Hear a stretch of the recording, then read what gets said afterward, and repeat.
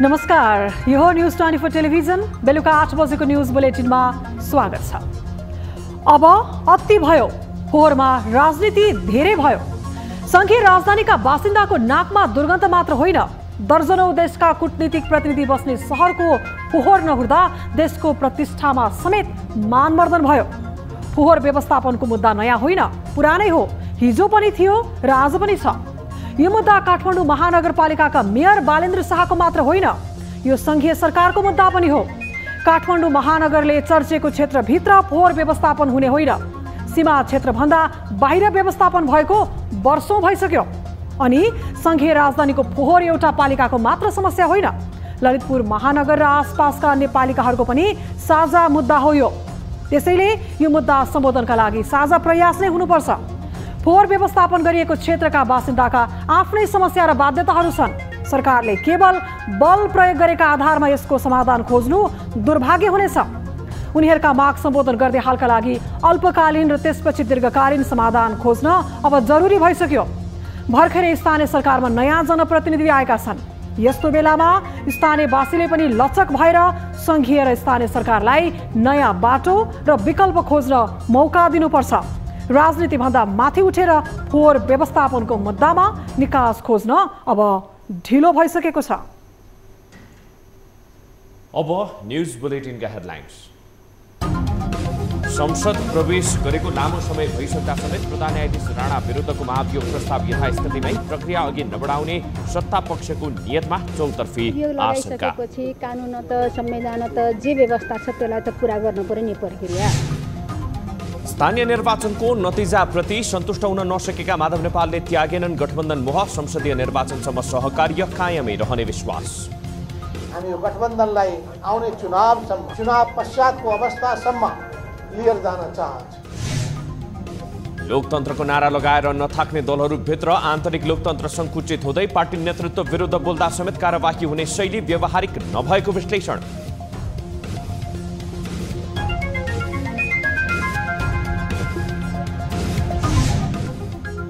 लामो समयदेखि ओह्रालो लागेको पुँजी बजारमा सकारात्मक बढोत्तरी, कारोबार रकम खासै नसुध्रे पनि नेप्सेमा 60.22 अङ्कको वृद्धि।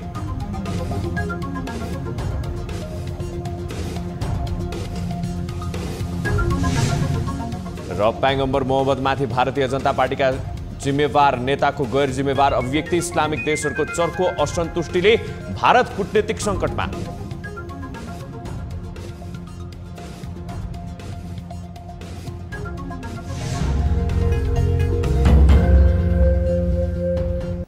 हामी निरन्तर न्यूजमा छौं। निलम्बित प्रधान न्यायाधीश चोलेन्द्र शमशेर राणा विरुद्धको महाभियोग प्रस्ताव संसदमा प्रवेश त गर्यो, तर हालसम्म किनारा लाग्न सकेको छैन। प्रस्ताव दर्ता भएको लामो समय बितिसक्दा समेत सुप्रस्ताव सिफारिस समितिमा पठाउने कामसम्म हुन सकेको छैन। यो गतिविधिले राणाले आफ्नो पद अनुरूप काम समेत गर्न पाएका छैनन् भने सार्वभौम संसदले यो प्रस्ताव किनारा लाउन नसकेको आरोप समेत लागेको छ। एक रिपोर्ट। गत फागुन 1 गते सत्तारूढ गठबन्धनका प्रमुख 3 दल नेपाली कांग्रेस, नेकपा माओवादी केन्द्र र नेकपा एकीकृत समाजवादी मिलेर प्रधान न्यायाधीश चोलेन्द्र शमशेर राणा विरुद्ध संसद सचिवालयमा महाअभियोग प्रस्ताव दर्ता गरे। फलस्वरूप 2078 फागुन 22 गते 11 सदस्यीय महाअभियोग सिफारिस समिति समेत गठन गरियो। पछि महाअभियोग प्रस्तावका प्रस्तावक देव गुरुङले फागुन 29 गते प्रतिनिधि सभामा प्रस्ताव पेश गरे। तर समिति गठन भएको लामो समय बितिसक्दा समेत महाअभियोगको प्रस्ताव समितिसम्म आइपुगेको छैन। प्रतिनिधि सभा नियमावली अनुसार महाअभियोग प्रस्तावमाथि प्रतिनिधि सभामा छलफल भएपछि उक्त प्रस्ताव समितिमा जानुपर्ने थियो। सभामुख सापकोटाले उक्त महाअभियोगमाथि छलफलका लागि चैत्र 2 गतेको मिति तोकेका थिए। तर महाअभियोगमाथि छलफल अघि नै सरकारले संसदको चालु अधिवेशन अन्त्य गर्दा महाअभियोग प्रस्ताव अघि बढ्न सकेन। संसदको बजेट अधिवेशन जेठ 3 गतेबाट सुरु भए पनि महाअभियोगमाथि छलफल हुन सकिरहेको छैन, जसका कारण प्रस्तावलाई तत्काल अघि बढाउनु पर्ने आवाज उठ्न थालेको छ। यसलाई अगाडि बढाउनु पर्छ। महाअभियोग प्रस्तावक मध्येको म पनि एउटा प्रस्तावक हुँ। हामीले यहाँभित्र भएको ऐन नियम कानुन त्यसको प्रबन्धहरूको कुनै पालबाट चाहिँ यसलाई अलमलाउने कुरा गर्यौं भनेदेखि भने त्यसले संसदको गरिमामा पनि आँच आउँछ। अभियोग लगाइसकेपछि कानुन त संविधान त जे व्यवस्था छ त्यसलाई त पूरा गर्न पर्ने प्रक्रिया। त्यसैले संसदबाट ल्याएर छलफल गरेर जे टुङ्गो गर्ने हो गर्नुपर्छ। त्यतिखेर एउटा उद्देश्य पूर्तिको निम्तिमा अनि अभियोग लगाउने मान्छेको जीवनमा चाहिँ अनि चार्ज लगाएर अब सार्वभौम सत्ता सम्पन्न संसदमा ल्याएर छलफल नगरिकन अनि त्यत्तिकै पेन्डिङ गरेर बसिरहने कुरा हुन्छ र त्यसैले के दर्ता गर्न हुन्थेन। हामी नेकपा एमाले त त्यति बेलै भनेका थियौँ यो महाभियोग पास गर्नको निम्ति ल्याइएको होइन, निश्चित उद्देश्य पूरा गर्नको निम्ति ल्याएको भनेर जे भनेका थियौँ त्यो कुरा आज पुष्टि भएको छ। सदनमा बजेटमाथि छलफल जारी रहेकाले महाभियोग प्रस्ताव अघि बढाउन केही ढिलाइ भएको सत्तापक्षको भनाइ छ। बजेट पारित भएसँगै महाभियोग प्रस्ताव पनि निष्कर्षमा पुग्ने उसको दाबी छ। महाभियोग प्रस्ताव अहिले सरकारले एउटा काममा छ अनि एउटा काममा बजेट पास गर्ने कुरादेखि लिएर नीति होइन कार्यक्रमहरू पास गर्ने बेलामा अरूतिर हात नहालेको हो। अहिले सबै मन्त्रालय अन्तर्गतको मन्त्रालयले प्रस्तुत गरेको बजेटको विषयमा कार्यक्रमको विषयमा छलफल गरिरहेको कारणले बिचमा घुसाउनु पर्ने जरुरी छैन। अब यस पछाडि फेरि त्यो एक्टिभ हुन सक्छ। निकै हतारमा महाभियोग प्रस्ताव दर्ता गरिएको थियो, तर हालसम्म सो प्रस्ताव अघि नबढ्दा महाभियोग लगाउने उद्देश्यप्रति नै शङ्का गर्न थालिएको छ। संवैधानिक व्यवस्था अनुसार महाभियोग प्रस्ताव दर्ता भई किनारा नलाग्दासम्म प्रधान न्यायाधीश निलम्बनमा पर्ने भएकाले पनि शङ्का गर्ने ठाउँ बनेको हो। तर अब यो प्रस्ताव अड्काएर राख्दै संसदीय अधिकारको दुरुपयोग गर्नुभन्दा यसको निक्योल गर्ने विषयलाई प्राथमिकतामा राख्न सक्नुपर्छ। अन्यथा आगामी दिनमा पनि मन नपरेका व्यक्तिलाई यस्तै गरी पेन्डुलम बनाउने गलत अभ्यास बस्न सक्ने जोखिम रहन्छ। न्यूज 24 टेलिभिजनका लागि क्यामेरामा गोपाल पङ्गेनीका साथमा टिभी जर्नलिस्ट सरोज बस्याल, काठमाडौँ। नेकपा एकीकृत समाजवादीका अध्यक्ष माफ गर्नुहोला नेकपा एकीकृत समाजवादीका सांसद झलनाथ खनालले प्रधान न्यायाधीश सोलेन्द्र शमशेर राणा विरुद्धको महाभियोग प्रस्ताव तुरुन्त पास गर्नका लागि नल्याइएको बताएका छन्। बुधबार सञ्चारकर्मीहरूलाई संक्षिप्त प्रतिक्रिया दिँदै पूर्व प्रधानमन्त्री समेत रहेका खनालले यस्तो टिप्पणी गरेका हुन्। उनले प्रस्ताव दर्तापछि परिस्थिति हेर्दै क्रमशः टुङ्गोमा पुर्याउनका लागि महाभियोग लगाइएको बताए। महाभियोगलाई टुङ्गोमा पुर्याउनका लागि अझै समय बाँकी रहेको उनले प्रश्न पारे। यो प्रस्ताव तुरुन्त पास गर्न राखेकै होइन नि, यो प्रस्ताव अगाडि आएको छ, त्यसलाई बिस्तारै प्रस्ताव राखिसकेपछि परिस्थिति हेर्दै जाने अनि क्रमशः एउटा टुङ्गोमा पुर्याउने कुरा हो नि त, त्यसकारण समय अझै छ। पूर्व प्रधानमन्त्री खनाले महाभियोग प्रस्तावको सम्बन्धमा संसदले गठन गरेको समितिले आफ्नो उत्तरदायित्व र जिम्मेवारी पूरा गर्नुपर्ने बताएका छन्। समितिले आफ्नो काम गरिसकेपछि संसदमा बाँकी प्रक्रिया अघि बढ्ने उनको तर्क छ। सत्तारूढ दल नेपाली कांग्रेसका सांसद डाक्टर अमरेश कुमार सिंहले उपसभामुख पद खारेज गर्न माग गरेका छन्। बुधबार प्रतिनिधि सभाको बैठकको शून्य समयमा सांसद सिंहले उपसभामुख पदका लागि खर्च वर्ष भन्ने सो पद खारेज गर्दा उपयुक्त हुने तर्क गरेका हुन्। उनले उपसभामुख चाहिएको भए सुपदमा आजसम्म किन नियुक्ति भएन भन्दै प्रश्न समेत गरेका छन्। सांसद सिंहले प्रतिनिधि सभा अन्तर्गतको राज्य व्यवस्था तथा सुशासन समिति खारेज गरेर त्यहाँका सदस्यलाई अर्को समितिमा राख्ने व्यवस्था गर्न पनि सभामुख अग्निप्रसाद सापकोटाको ध्यानाकर्षण गराए।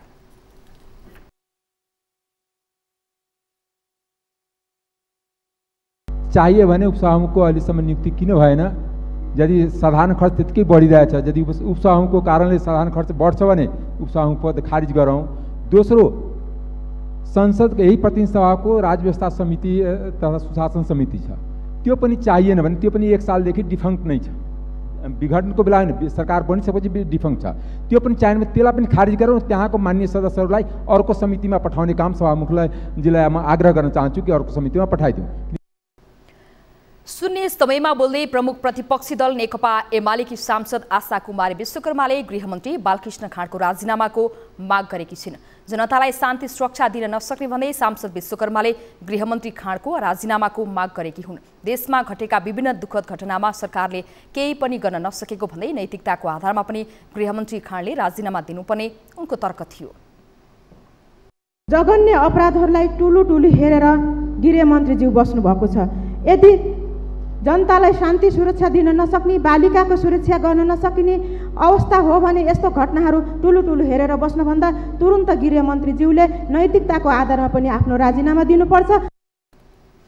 सांसद विश्वकर्माले बालिका बलात्कारको घटना सुन्न नसकिने गरी बढेको भन्दै यस्ता जघन्य अपराध हुन नदिन सरकारलाई समेत सचेत गराए। नेकपा एकीकृत समाजवादीका अध्यक्ष माधव कुमार नेपालले सत्तारूढ गठबन्धन प्रदेशसभा र प्रतिनिधि सभा चुनावसम्म कायम रहने बताएका छन्।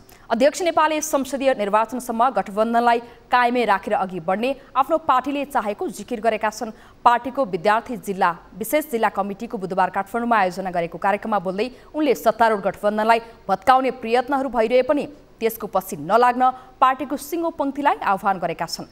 गठबन्धनभित्र कमी कमजोरी भए आलोचना गर्ने तर गठबन्धनलाई भने निरन्तरता दिएरै जाने अध्यक्ष नेपालको दृढता थियो। हामी यो गठबन्धनलाई आउने चुनाव पश्चातको अवस्थासम्म लिएर जान चाहन्छौँ। यो गठबन्धन कसरी भत्कियोस्, आपसी अविश्वास कसरी बढोस् भनेर अनेक खालका प्रयत्नहरू पनि भएका होलान्। त त्यसको पछाडि हामी लाग्न हुँदैन। हामी इमानदारिताका साथ चल्छौँ, तर कमजोरी भएका छन् भने त्यसको आलोचना पनि गर्छौँ।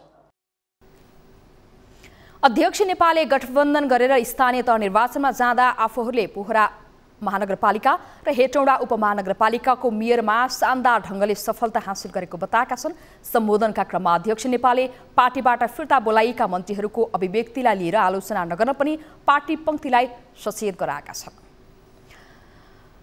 लोकतान्त्रिक राज्य व्यवस्थामा लोकतन्त्रलाई सुदृढ र व्यवस्थित गर्ने काम राजनीतिक दलहरूको हो। सोही कारण दलहरूले मुलुकमा लोकतन्त्र स्थापनाका लागि पटक पटक सङ्घर्ष गरे, तर राजनीतिक दलहरूले आन्तरिक लोकतन्त्रको विषयलाई भने उपेक्षा गर्दै आएका छन्। मुलुकको व्यवस्था परिवर्तन गर्न आतुर हुने दलहरूले पार्टीभित्र भने यो व्यवस्थालाई उतार्नै नचाहनुको कारण के रहेछ, यो प्रश्न अझै अनुत्तरी छ। एक रिपोर्ट। मुलुकमा अहिले लोकतान्त्रिक व्यवस्था छ। दलहरूले जनताको साथ लिएर ठूलो सङ्घर्षपछि यो व्यवस्था ल्याउन लागेका हुन्। विश्वकै अब्बल मानिएको यो व्यवस्थाको सुन्दर पक्ष भनेको विचार अभिव्यक्तिको स्वतन्त्रता नै हो। सोही कारण अहिले आफूलाई मन लागेको बोल्न पाइन्छ। यो स्वतन्त्रता आम नागरिकदेखि सबै तह र तबकालाई छ, तर नेपालका राजनैतिक दलहरूमा भने यो स्वतन्त्रता सङ्कुचित हुँदै गएको छ। विशेष गरी वामपन्थी दलमा यो प्रवृत्ति बढी हावी छ। पछिल्लो समय नेकपा एमालेमा फरक विचार राखेकै कारण नेता घनश्याम भुषालमाथि पार्टीको अनुशासन समितिले कारबाहीको सिफारिस गरेसँगै पार्टीभित्रको लोकतन्त्रबारे बहस सतहमा आएको हो। तर केही नेता भने पार्टीको आन्तरिक विषय भन्दै यसको गाम्भीर्यतालाई कम गर्न चाहन्छन्। होइन, कारबाही त्यस्तो कुरै होइन। कुनै पनि चिज कमिटीमा छलफल हुन्छ। यदि कुनै विषय हो भने कमिटीमा आउँछ, छलफल हुन्छ, कमिटीले निर्णय गर्छ। बाहिर जसरी त्यो हेभक भइरहेको सुन्छु नि मैले, म न्युजहरू हेर्छु, पढ्छु, मलाई नै अचम्म लागेको छ। केही इस्यु कुनै व्यक्ति विशेषको, कुनै निर्णय विशेषको, कुनै बोली विशेषको छ भने पनि कमिटीको आन्तरिक एजेन्डा हो। यो बाहिर पब्लिक कन्जम्सनको विषय होइन नि हो। जसरी यो विषय दबाउन चाहिएको छ त्यसको ठिक विपरीत यो विषय असन्तुष्टिका रूपमा फैलिएको छ। पार्टी अनुशासनको नाममा यो खालको कदमलाई असंवेदनशील कदमका रूपमा व्याख्या समेत गरिएको छ।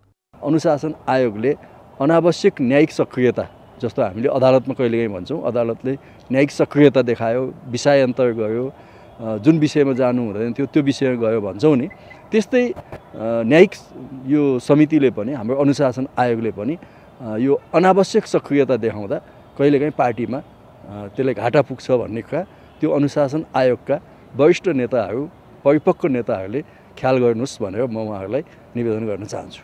पार्टीभित्र अनुशासन उल्लङ्घन भएको विषयमा कारबाही सिफारिस हुनुलाई गलत नै भन्न सकिँदैन, तर स्थानीय तहको निर्वाचनमा भोगेको पराजयलाई ओझेलमा पार्न कतै यी काम भएका त होइनन् भन्ने अनुमान समेत गरिएको छ।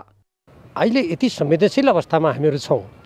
यस्तो स्थितिलाई संयमतापूर्वक, धैर्यपूर्वक समीक्षा गर्ने, त्यसको लेखाजोखा गर्ने कामतिर नलागेर अब कसलाई कहाँ के बोलेको चित्त बुझेन, वा आफूलाई चित्त दुख्यो, त्यो कारबाही गर्दै हिँड्ने हो भने अहिले जे जस्ता परिणामहरू नकारात्मक हामीले भोग्यौँ, आउने निर्वाचनमा त्योभन्दा धेरै ठुलो क्षति हुनसक्छ। त्यसकारण यस्ता कुराहरू यदि कसैले पनि गर्यो भने ती कुराहरू अहिलेको समयमा नि अत्यन्त असान्दर्भिक छन् जस्तो मलाई लाग्छ।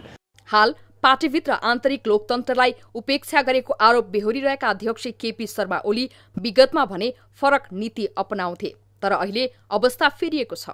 लोकतान्त्रिक पार्टी हुनुको नाताले यहाँ वैचारिक बहसको पर्याप्त स्पेस छ। त्यो स्पेसलाई खुम्च्याइयो भने हाम्रो पार्टीको सार्वजनिक छवि चाहिँ कमजोर हुन्छ। त्यतातिर ध्यान दिन म नेतृत्वलाई आग्रह गर्छु कारबाही अनावश्यक ढङ्गले हल्ला चलाएर पार्टीभित्र जे मुख्य कुरा हो त्यो मुख्य कुरालाई डाइभर्ट गर्ने कुरा गर्नु हुँदैन। जनताको बहुदलीय जनवादलाई राजनैतिक सिद्धान्तका रूपमा अंगीकार गरेको एमालेमा 10औं अधिवेशनपछि आन्तरिक लोकतन्त्र कमजोर हुँदै गएको छ।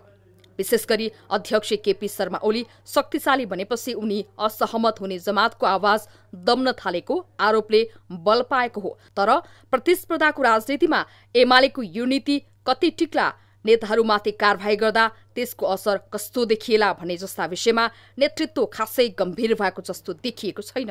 न्यूज 24 टेलिभिजनका लागि क्यामेरामा प्रभात थापाको साथमा टिभी जर्नलिस्ट प्रकाश बमको रिपोर्ट। जनता समाजवादी पार्टीका अध्यक्ष उपेन्द्र यादवले लोकतान्त्रिक समाजवादी पार्टीलाई पार्टी एकता गर्न आग्रह गरेका छन्। स्थानीय तहको निर्वाचनमा जसपा र लोसपा दुवैले ठूलै हार बेहोरेको बताउँदै उनले लोसपा जसपामा समाहित हुन आग्रह गरेका हुन्। अलग अलग निर्वाचनमा जाँदा नोक्सानी बेहोर्नु परेको भन्दै उनले पार्टी फुटाएर गएकाहरूले अहिले समीक्षा गर्नुपर्ने समय आएको बताए। सबसे महत्वपूर्ण पक्ष देखा पड़े इस चुनाव में, आने वाला विगत चुनाव में समय भी कि निर्वाचन प्रणाली जैसे हम सबके जे खिचड़ी निर्वाचन प्रणाली अपनाने चाहिए आधा है ना कि समानुपातिक कि प्रत्यक्ष। मधेसी जनताको हक हितका लागि गठन भएको मधेसवादी दलहरूलाई एकजुट हुनुपर्ने अहिलेको आवश्यकता रहेको अध्यक्ष यादवले उल्लेख गरेका छन्। हामी निरन्तर न्यूजमा छौं। लोकसभाका सांसद लक्ष्मणलाल कर्णले पार्टी सरकारमा जाने सम्बन्धमा प्रधानमन्त्रीसँग कुरा नभएको बताएका छन्। बुधबार सञ्चारकर्मीहरूलाई प्रतिक्रिया दिँदै सांसद कर्णले लोकसभाले सरकारमा जाने सम्बन्धमा प्रधानमन्त्री शेरबहादुर देउवासँग कुरा नगरेको प्रश्न पारेका हुन्। उनले प्रधानमन्त्री देउवाले पनि आफूहरूलाई मन्त्री बन्न कुनै पनि प्रस्ताव नराखेको उल्लेख गरे। सांसद कर्णले जसपा अध्यक्ष उपेन्द्र यादवले बाटो बाटोमा लोकसभालाई एकीकरणका लागि आह्वान गरेको भन्दै असन्तुष्टि पनि व्यक्त गरे। आज फेरि पार्टीमा संकट उत्पन्न भएको छ। उहाँको संकट उत्पन्न भयो भने हाम्रो सहयोग खोज्ने र संकट निवारण भएपछि लखेट दिने, अनि अहिले आएर अब मलाई थाहा छैन उहाँको भित्र के भइराखेको छ, तर फेरि बाटो बाटोमा कुरा सुनिराखेको छु। एकीकरण के को लागि एकीकरण, किन एकीकरण? त्यसकारणले हामीसँग उहाँले कुनै कुरा गर्नु भएको छ। विगतमा आफूहरूलाई पार्टीबाट निकालेको आरोप लगाउँदै उनले अध्यक्ष यादवको संकट निवारण भएपछि लखेट्ने प्रवृत्तिको टिप्पणी गरे। राजनीतिमा सत्ता र शक्तिको खेल चलिरहन्छ। त्यसका लागि दलहरूबीच गठबन्धन र सहकार्यको आवरणमा राजनीति गर्ने अभ्यास चल्छ।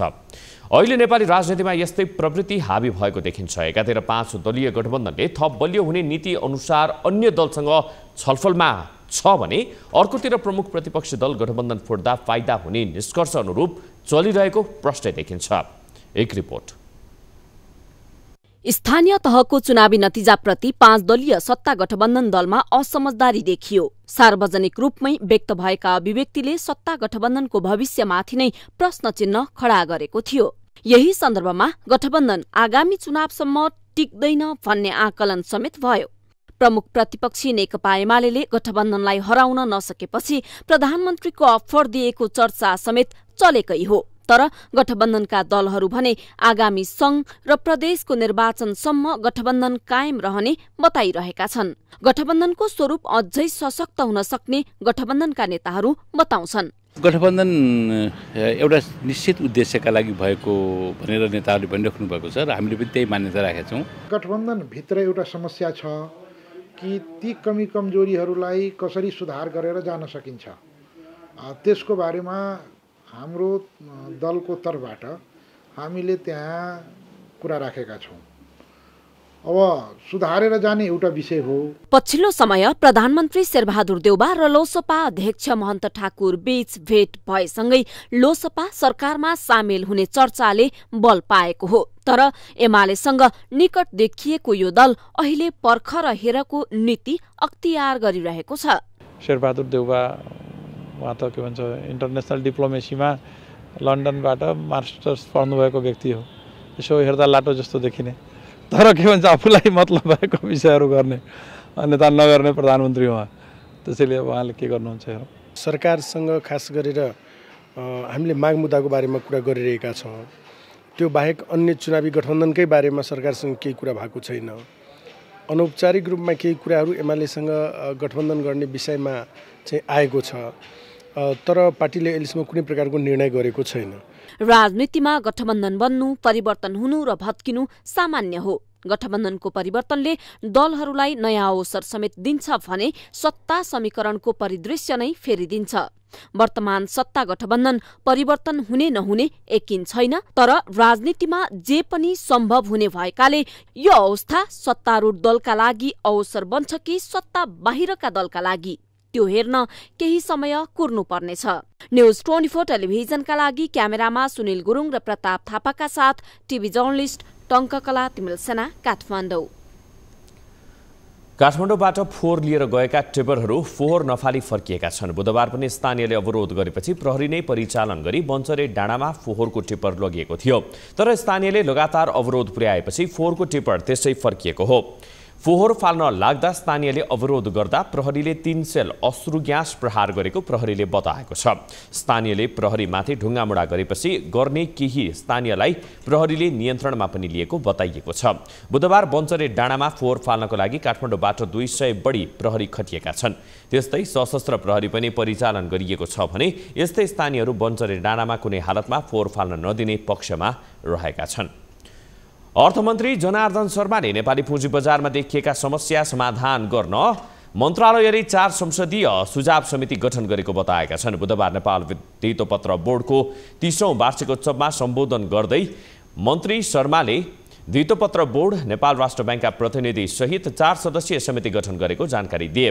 अर्थमन्त्री शर्माले समितिले दिएको सुझावका आधारमा पुँजी बजार सुधारको काम गर्ने प्रतिबद्धता समेत जनाए। उनले अर्थ मन्त्रालयले निरन्तर रूपमा इमानदारीताका साथ पुँजी बजार लगानीकर्ताहरूको रक्षाको लागि काम गरिरहेको पनि दावी गरे। हामी निरन्तर लगानीकर्ताको रक्षा गर्ने सन्दर्भमा इमानदारीताका साथ लागिरहेका छौँ र यी अघि हामीले यहाँ छलफल गरेका, अघि प्रस्तुत भएका विषय, यहाँ अघि राखेका विषयहरू जे विषयहरू छन् ती विषयहरूलाई हामी सबैले गम्भीरतापूर्वक लिएका छौँ। त्यसलाई कार्यान्वयन गर्ने कुरामा फेरि हातेमालो गरौँ। त्यस्तै कार्यक्रममा नेपाल धितोपत्र बोर्डका अध्यक्ष रमेश कुमार हमालले आगामी 4 महिनाभित्र नेपाल स्टक एक्सचेन्ज अन्तर्गत साना तथा मझौला कम्पनीहरूका लागि SME प्लेटफर्म सञ्चालनमा ल्याउने बताए। अध्यक्ष हमालले अबको 4 महिनाभित्रै वैदेशिक रोजगारीमा गएका नेपालीलाई प्राथमिक शेयरमा आरक्षणको कोटा छुट्याउने व्यवस्था समेत लागू हुने उल्लेख गरे। व्यावसायिक सफल कम्पनीहरूलाई, स्थापित कम्पनीहरूलाई धितोपत्र बजारमा सूचीकरण गराई सोमा सर्वसाधारणको स्वामित्व बढाउनुको साथै बजार विस्तार र त्यसको सन्तुलनमा मिलाइनेछ। लगानीकर्ताहरूले भोगिरहेका समस्याप्रति बोर्ड जानकार रहेको छ र सोको समाधानको लागि प्रतिबद्ध समेत रहेको छ। अध्यक्ष हमालले ब्याङ्कहरू मर्जर हुँदा लामो समयसम्म लगानीकर्ताको शेयर बन्धक हुने समस्याको लागि सम्बन्धित निकायहरूबीच छलफल भइरहेको पनि बताए। स्वास्थ्य तथा जनसङ्ख्या मन्त्रालयले महिला कर्मचारीलाई 14 हप्ता अर्थात् 98 दिन तलब सहितको प्रसूति बिदा दिन सरकारी, निजी तथा गैर सरकारी सङ्घ संस्थाहरूलाई आग्रह गरेको छ।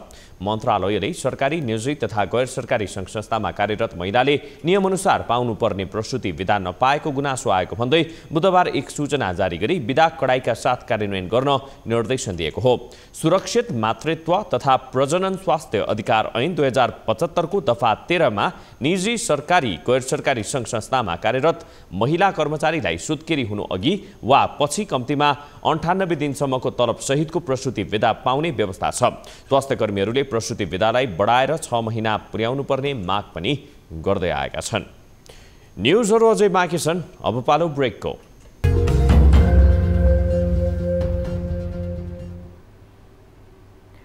हामी निरन्तर न्युजमा छौँ। महिलाहरूको हक अधिकारको कुरा जसरी लेखिएको हुन्छ व्यवहारमा भने त्यो कार्यान्वयन भएको पाइँदैन। महिलाहरू आफ्नो हक अधिकारबाट वञ्चित रहेको विभिन्न घटनाक्रमहरूले नियमित रूपमा देखाइरहेको छ। सहरमा यो दर जति धेरै छ त्योभन्दा बढी गाउँ गाउँमा हुने घटनाको मात्रा अधिक छ। यसका बावजुद महिलाहरूले जति गुनासो गरे पनि उनीहरू न्याय पाउने निकायसम्म पुग्न सकेका भने छैनन्। एक रिपोर्ट। नेपालमा अझै महिला हिंसा व्याप्त छ। राजनैतिक दलदेखि आम नागरिकमा यसबारे चेतना फैलिएको भए पनि हिंसाको दरमा कमी आउन सकेको छैन। समाजमा आर्थिक, सामाजिक तथा राजनैतिक लगायत विविध कारणले महिलाहरूले हिंसा सहनु परेको तीतो यथार्थ हो। उनीहरू अझै पनि न्याय माग्न जान समेत सकिरहेका छैनन्। जनचेतनाको कमीको कारण महिलाहरू यस खाले हिंसा सहन बाध्य छन्। यो अवस्थामा सुधार ल्याउनका लागि शहरमा मात्रै होइन, गाउँ गाउँमा जनचेतना फैल्याउनदेखि पीडितलाई न्याय दिलाउन समेत पहल हुनुपर्छ। अझै पनि सदरमुकामबाट टाढा भएका महिलाहरू विभिन्न कारणले गर्दाखेरि सम्बन्धित ठाउँमा आउन पाइरहनु भएको छैन। अनि जति पनि घरेलु हिंसा भए तापनि पुरुषहरूको डरले गर्दाखेरि पनि गाउँ गाउँमा रहेका महिलाहरू आउन पाइरहनु भएको छैन। विभिन्न किसिमका तालिमहरू दिएका छन्। तालिमबाट अलिअलि तालिमहरू सिकिराखेको छन्। जिल्ला प्रहरी कार्यालयका अनुसार रामेछापमा महिला हिंसाको घटना विगतको तुलनामा घटेको छ। प्रहरीका अनुसार दर्ता भएका आर्थिक वर्ष 2077-78मा महिला हिंसाका घटना 59वटा दर्ता भएका थिए भने यस वर्ष 55वटा मात्रै महिला हिंसाको घटना दर्ता भएका छन्। रामेछाप जिल्लाको 8वटै स्थानीय तहमा आर्थिक वर्ष 2077-78मा महिला हिंसाका घटना 75वटा दर्ता भएका थिए भने यस वर्ष 51वटा मात्रै मुद्दा दर्ता भएका छन्। अघिल्लो वर्षको तुलनामा यो वर्ष महिला हिंसाको उजुरी दर्ता कम भएको हो। तथ्याङ्कभन्दा कमै दर्ता भएको भएर हामी अपराधको तथ्याङ्कको हिसाबले नै भन्नुपर्दा महिला हिंसाको अवस्था चाहिँ सुधार हुँदै गएको छ, हिंसा घट्दै गएको छ भन्न सक्ने अवस्थामा छौँ। करिब 65% भन्दा बढी महिला हिंसाका घटनाहरू ओडा तथा न्यायिक समितिले मिलाएका छन्। जिल्लाको उच्च स्तरीय कार्यालयले नै महिला हिंसा न्यूनीकरण तथा रोकथामका लागि खासै चासो दिएको देखिँदैन। महिला हिंसा सम्बन्धी जिल्ला प्रशासन कार्यालयले कुनै काम नगर्ने, महिला हिंसाको घटना अहिलेसम्म दर्ता नभएको र समन्वयकारी भूमिका मात्रै खेल्ने जिल्ला प्रशासन कार्यालय रामेछापको भनाइ छ। सबैसँग समन्वय गरेर महिला हिंसा चाहिँ त्यस कारणले पनि न्यूनीकरण हुँदै गइरहेछ जस्तो लाग्छ। विगतको तुलनामा महिला हिंसाको घटनामा केही कमी आए पनि यो सन्तोषजनक छैन। समाजमा हुने यस्ता गलत गतिविधि रोक्न थप कदम चाल्न आवश्यक छ। अन्यथा यो अवस्थाले महिलाहरूमाथिको ज्यादती नियन्त्रणमा आउन सक्दैन। न्युज 24 टेलिभिजनका लागि रामेछापबाट टिभी जर्नलिस्ट अनिता थापा मगरको रिपोर्ट। खोटाङलाई 2073 जेठ 7मा खुला दिशामुक्त जिल्ला घोषणा गरियो। 72 गाविस र 1 नगरपालिका रहेको जिल्लाका 41,855 घरधुरीमा शौचालय निर्माण गरिएसँगै मुलुकको 35औं खुला दिशामुक्त जिल्ला घोषणा नै गरियो। तर जिल्लाका प्रमुख व्यापारिक केन्द्रहरूमा अहिले पनि सार्वजनिक शौचालयको अभाव छ। दिक्तेल बजारमै सार्वजनिक शौचालयको अभाव हुँदा खुला ठाउँमै शौच गर्नुपर्ने बाध्यता रहेको छ।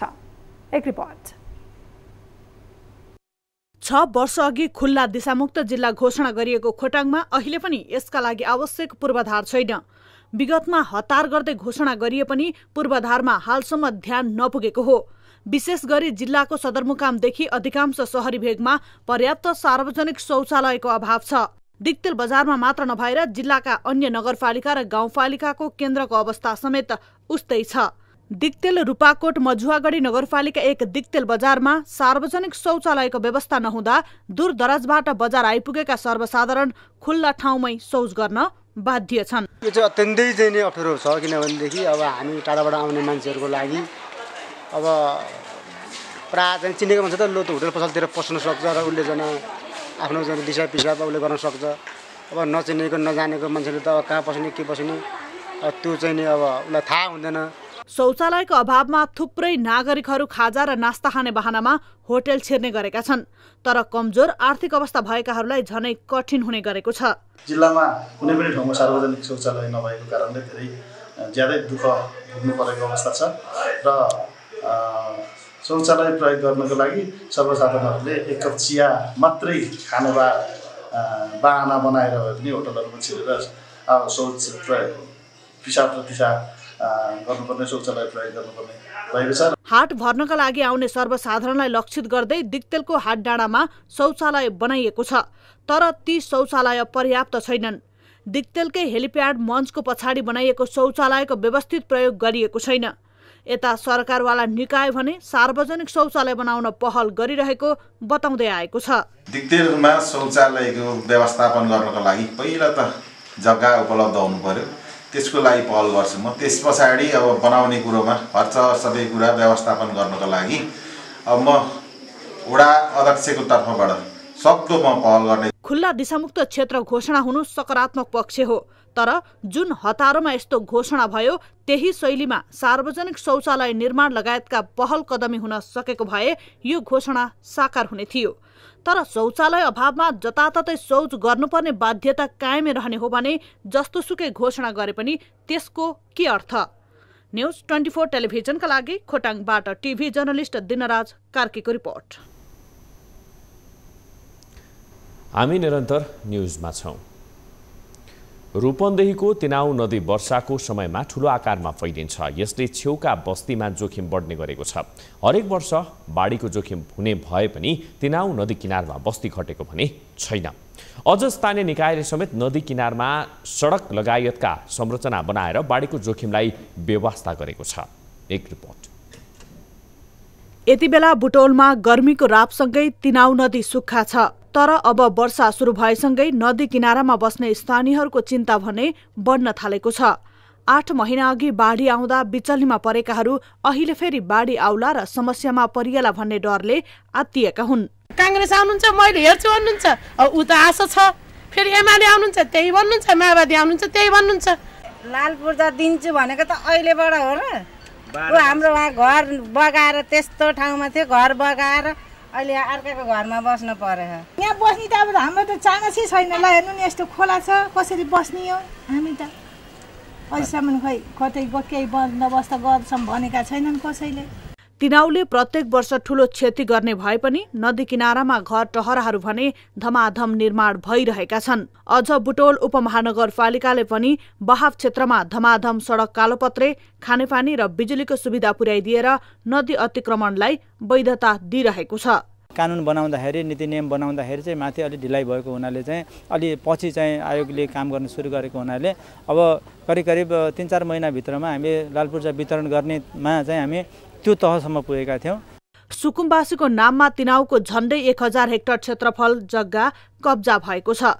2059 सालदेखि तिनाउ अतिक्रमण गरी बस्ती बस्न थालेको हो। यो प्रवृत्तिलाई जनप्रतिनिधिहरूको लाल पूर्जा दिने आश्वासनले झनै बढाइदिएको छ।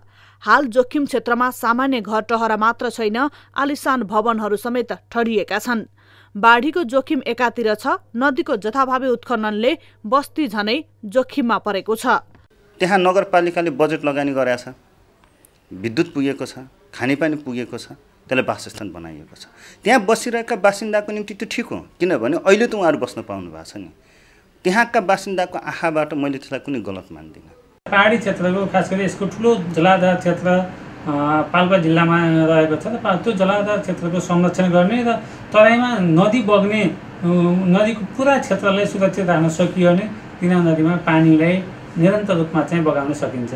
बुटोल उपमहानगरको तथ्याङ्क अनुसार 17,000 घरधुरी लाल पूर्जाको पर्खाइमा छन्। यसमध्ये 6,500 घर परिवार बुटोल 11कै हुन्। यस्तो हुनुमा अधिकांश नागरिक विकल्पहीन हुनु कारक रहेको बुझ्न कठिन छैन। तर यो बस्तीलाई जोखिम रहित स्थानमा स्थानान्तरण गर्नुको साटो लाल पूर्जा दिने आश्वासनमा अल्झाइरहँदा बारम्बार समस्या आउने गरेको छ। यसको समाधानको लागि सम्बन्धित सबै क्षेत्रको ध्यान पुग्न आवश्यक छ। न्युज 24 टेलिभिजनका लागि रूपन्देहीबाट टिभी जर्नलिस्ट विमल पुरीको रिपोर्ट। संयुक्त राष्ट्रसङ्घको 77औं महासभाको उपलक्ष्यमा नेपाल निर्वाचित भएको छ। नेपाल उक्त पदमा बुधबार निर्वाचित भएको हो। नेपालले यसअघि पनि उक्त जिम्मेवारी सम्हालिसकेको छ। नेपाललाई बहुपक्षीयतामा सहभागिता बढाउने र युएनलाई बढ्दो विश्वव्यापी समस्याहरूलाई समाधान गर्ने अवसरको रूपमा लिएको छ। युएनका अनुसार हङ्गेरीमा न्युयोर्क स्थित युएनका लागि नियोग प्रमुख सावा कोरोसी 77औं महासभाको अध्यक्षमा निर्वाचित भएका छन्। युएनको महासभा हरेक वर्ष सेप्टेम्बर 13 देखि 27 सम्म हुने गर्दछ। अब business news.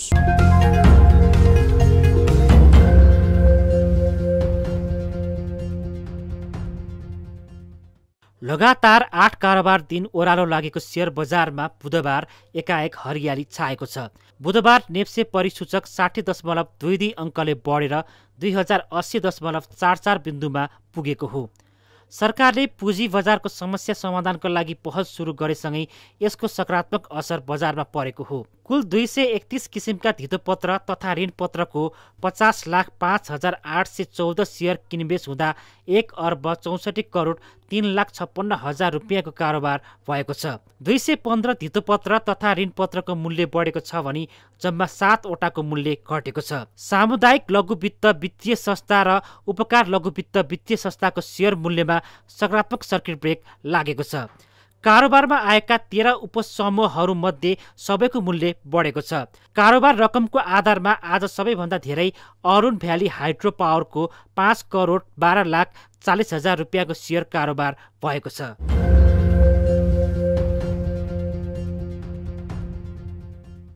CG डिजिटलको premium multi brand इलेक्ट्रोनिक्सको नयाँ सोरुम सञ्चालनमा आएको छ। बुधबार काठमाडौँमा पत्रकार सम्मेलन गरी सीजी डिजिटलको नयाँ सोरुम काठमाडौँको जोरपाटीमा सञ्चालनमा आएको जनाइएको हो। सोरुममा LG, CG, Godrej, TCL, Kent, Pigeon लगायतका ब्रान्डहरू राखिएका छन्। टार्गेट कस्टमर भनेको चाहिँ हाम्रो लो लेभलदेखि हाई लेभलसम्मको सम्पूर्ण कस्टमरहरूको लागि छ हैन। जस्तो तपाईँको सीजी छ, हामीसँग एलजी, टिसिएल यो ब्रान्डहरू रहेका छन्। यिनीहरू भनेको चाहिँ तपाईँको लो प्राइस रेन्जदेखि हाई प्राइस रेन्जदेखि छ प्राइसहरू। सोरुममा विभिन्न ब्रान्डका 700 भन्दा बढी घरायसी उपकरणहरू राखिएका छन्। ग्राहकलाई फ्री डेलिभरी, 0% किस्ताबन्दी, एक्सचेन्ज अफर जस्ता सुविधाहरू पनि प्रदान गरिएको छ।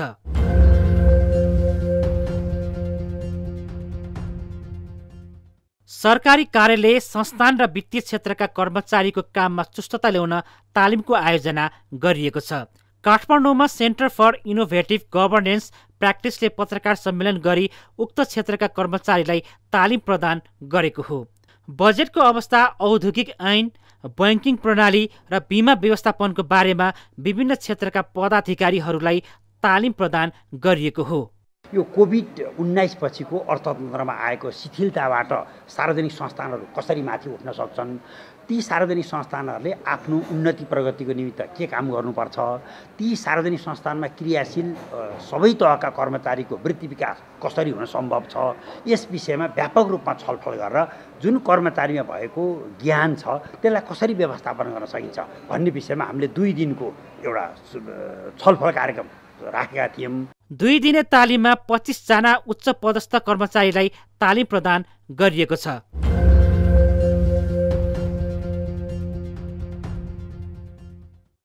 नोबेल ब्याङ्कका शाखाका शौचालयलाई सार्वजनिक रूपमा उपलब्ध गराउन सम्झौता भएको छ। बुधबार काठमाडौँमा पत्रकार सम्मेलन गरी नोबेल ब्याङ्क र काठमाडौँ महानगरपालिका बीच उक्त सम्झौता भएको हो। काठमाडौँ महानगरपालिकामा रहेका ब्याङ्कका 18 शाखाका शौचालयलाई निशुल्क प्रयोग गर्न दिने सम्झौता भएको छ।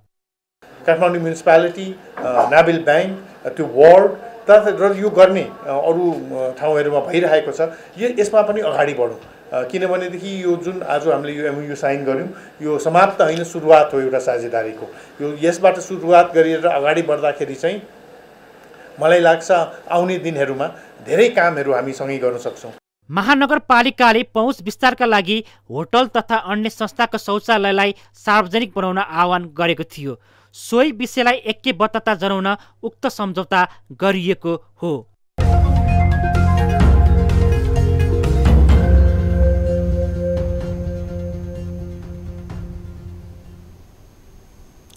न्युजहरू अझै बाँकी छन्, अब पालो ब्रेकको।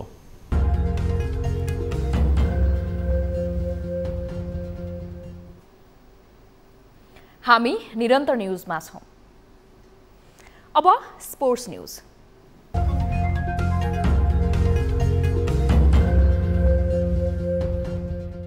नेपाली राष्ट्रिय क्रिकेट टोलीमा रहेका अनुभवी स्टारद्वय सन्दीप लामिछाने र कुशल मल्लको अन्तर्राष्ट्रिय वरियता खस्किएको छ।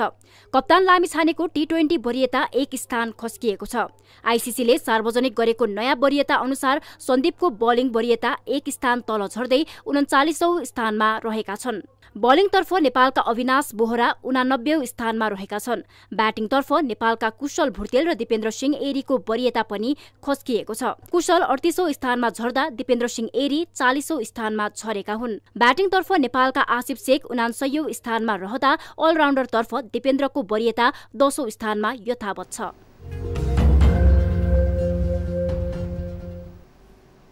अब एउटा रोचक प्रसंग। चीनमा आफ्नो शरीरलाई झण्डै 6.5 लाख मौरीको गोलामा बदलेर एक व्यक्तिले गिनेस बुकमा नाम लेखाएका छन्। चीनका रुआङ लियानमिङले आफ्नो शरीरलाई मौरीले छोपिदिएर कीर्तिमान कायम गरेका हुन्। सोशल मिडियामा मौरीको गोलो बनेको उनको शरीरको तस्बिर र भिडियोहरू भाइरल बनिरहेका छन्। रुआनले कीर्तिमान कायम गर्नका लागि रानी मौरीलाई सुरुमा आफ्नो शरीरमा राखे, त्यसपछि एकाएक अरू लाखौं मौरीहरू रानीलाई खोज्दै उनको जिउमा आएर बस्न थाले। उनको शरीरमा कुल 60 वटा रानी मौरी बसालेका थिए र अरू करिब 6,37,000 मौरी आफै आएर उनको जिउमा बसे। गिनेस बुक अफ वर्ल्ड रेकर्ड्सका अनुसार यसरी शरीरमा लाखौं मौरी बसाल्ने कलालाई बी बर्डिङ भनिन्छ, जुन कला 19औं शताब्दीदेखि प्रचलनमा छ। मौरीले आफूमाथि खतरा उत्पन्न नभएपछि कसैलाई पनि नचिल्ने भन्दै उनले यसका लागि शान्त ढंगले बस्न सक्नुपर्ने बताएका छन्। उक्त पुरै घटनालाई गिनेस बुकका प्रतिनिधिहरू एन्जेला वु र लिसा हफम्यानले अवलोकन गरेका थिए। अब 24 वेदर अपडेट।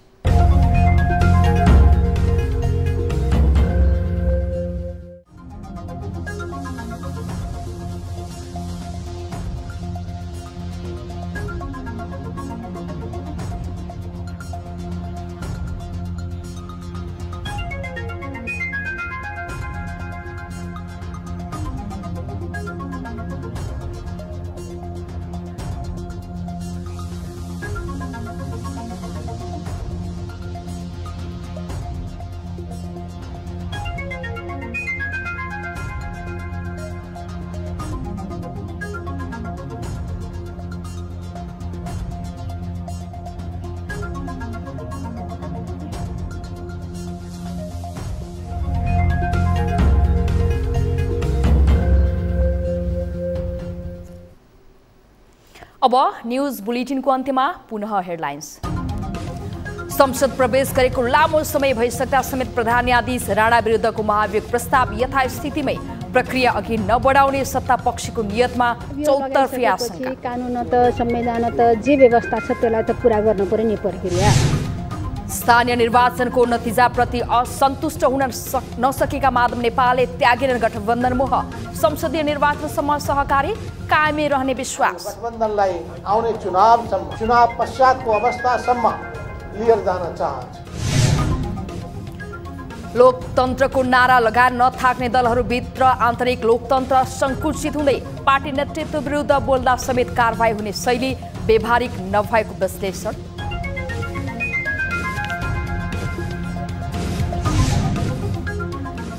लामो समयदेखि ओह्रालो लागेको पुँजी बजारमा सकारात्मक बढोत्तरी, कारोबार रकम खासै नसुध्रे पनि नेप्सीमा 60.22 अङ्कको वृद्धि।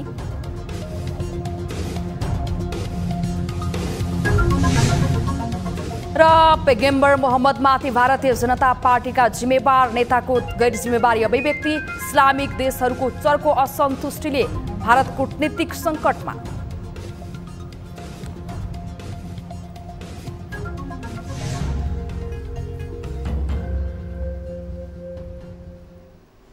बेलुका 8 बजेको न्यूज बुलेटिन अहिलेलाई यति नै। जाँदा जाँदै ताली र गालीका लागि हामीले सोधेको प्रश्न, काठमाडौँ उपत्यकामा घर बनाउनका लागि 4 आना भन्दा कम हुने गरी जग्गाको किता काट गर्न नपाइने सरकारको नयाँ नियम व्यवहारिक दृष्टिले उपयुक्त छ भन्नेले तालीमा र छैन भन्नेले गालीमा भोट गर्नुहोला।